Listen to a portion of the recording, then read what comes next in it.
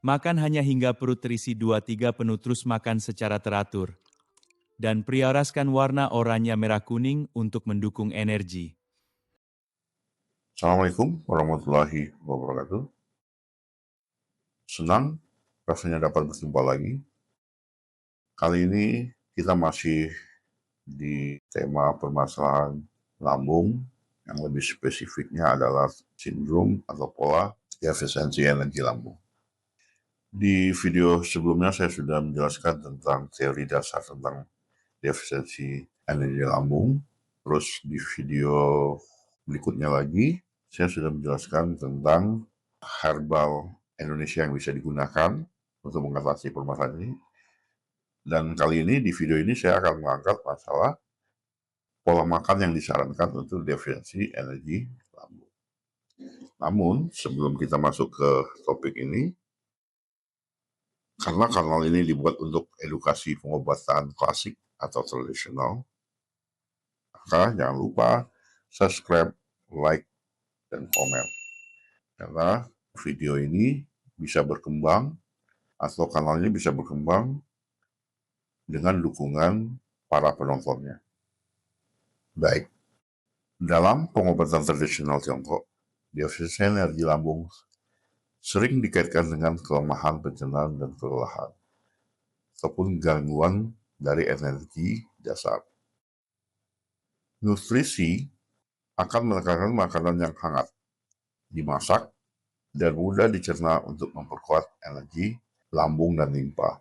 Terus, menghindari makanan mentah, makanan yang bersifat dingin, atau berlebih, yang pada akhirnya semua ini akan melemahkan lambung. Kalau kita lihat, prinsip utamanya, makan hanya hingga perut 2/3 penuh. Makan secara teratur dan lebih diutamakan yang berwarna orange, merah, kuning untuk mendukung energi. Ini selaras dengan rekomendasi teori klasik untuk mengatasi kelelahan, nafsu makan yang kurang, dan sembelit.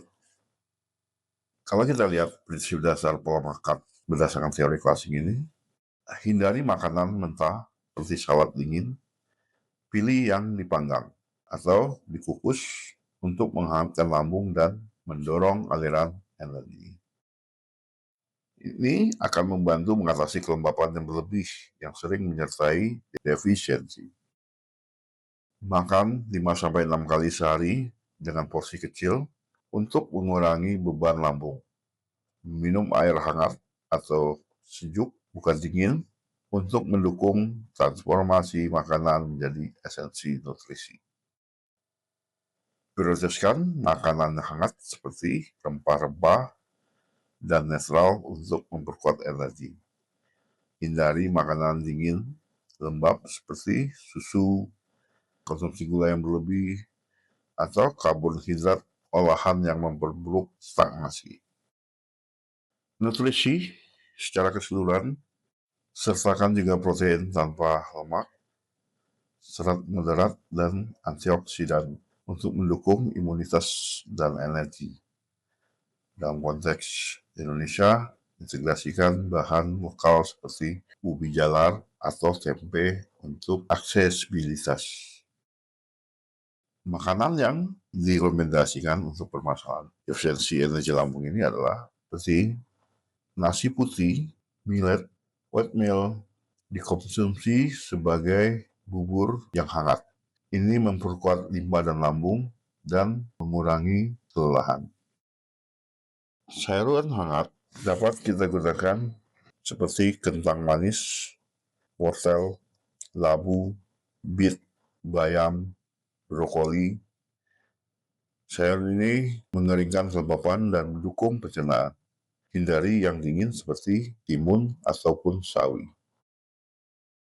Protein tanpa lemak yang dimaksud adalah ayam tanpa kulit, ikan, tahu, telur putih, tempe, kacang-kacangan seperti azuki bean atau chickpeas. Protein ini memperkuat energi dan darah, ideal untuk nafsu makan yang kurang. Buah-buahan yang bersifat netral maupun hangat yang harus dipilih. Misalnya seperti pisang, apel yang dimasak, jeruk mandarin, goji berry, longan, chestnut. Buah-buahan ini mengisi energi dan mengurangi kelelahan. Hindari sitrus asam yang berlebih yang memicu asam lambung. Rempah dan teh dapat kita gunakan jahe, kayu manis, bawang putih, jinten, kapulaga. Gunakan untuk memasak atau jadikan seperti teh hangat. Jahe dan akar manis akan meredakan iritasi lambung. Makanan yang lain yang bisa kita gunakan seperti yogurt yang rendah lemak atau kimchi secukupnya untuk kesehatan usus. Madu atau kefir untuk energi cepat. Contoh menu harian untuk sarapan oatmeal hangat dengan pisang. Siang ayam panggang dengan labu. Malam bubur nasi dengan sayur bayam. Makanan yang harus dihindari adalah makanan dingin ataupun mentah seperti salad, jus, es krim, seafood mentah karena dia akan melemahkan lambung dan meningkatkan kelembapan. Rasa pedas seperti cabai yang berlebih, gorengan, alkohol, dia akan memicu panas dan iritasi. Hindari juga makanan yang berasa manis dan lembab, seperti gula yang berlebih, roti putih, susu, makanan olahan yang mengganggu aliran energi dan menyebabkan kelelahan. Karbohidrat olahan seperti roti keras, mie instan, ini harus dihindari juga karena dia sulit dicerna dan akan melemahkan limbah.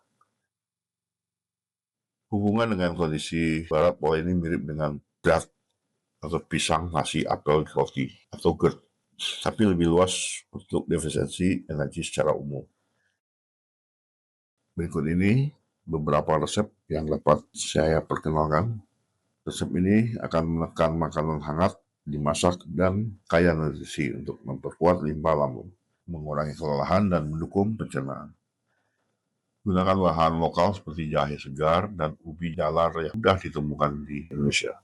Setiap resep untuk 2 porsi siap dalam 20-30 menit.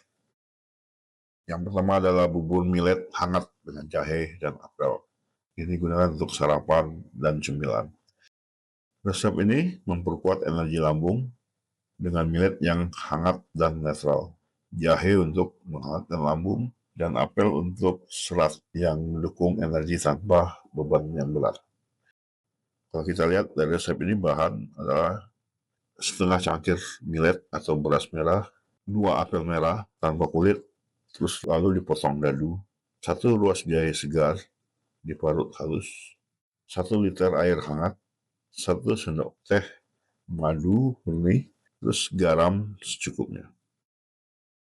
Cara masaknya, didihkan air hangat dalam panci, tambahkan millet dan apel, masak dengan api kecil selama 15-20 menit, sambil diaduk sesekali hingga tekstur bubur lembut, tapi tidak juga terlalu encer. Tambahkan jahe parut dan madu, aduk rata, biarkan mendidih paling cepat 2 menit. Taburi garam tipis-tipis. Sajikan hangat, konsumsi saat masih panas untuk manfaat hangat yang lebih maksimal. Manfaatnya adalah millet memperkuat limpa dan lambung, apel memberi serat untuk pencernaan yang kurang lancar, jahe meredakan iritasi dan meningkatkan aliran energi, cocok untuk nafsu makan yang rendah ataupun kelelahan di pagi hari. Demikianlah topik ini dapat saya jelaskan. Bagi teman-teman yang akan bertanya lebih lanjut tentang topik ini, silakan tulis di kolom komentar. Terima kasih atas perhatiannya. Semoga video ini bermanfaat bagi kita semua. Sehat selalu.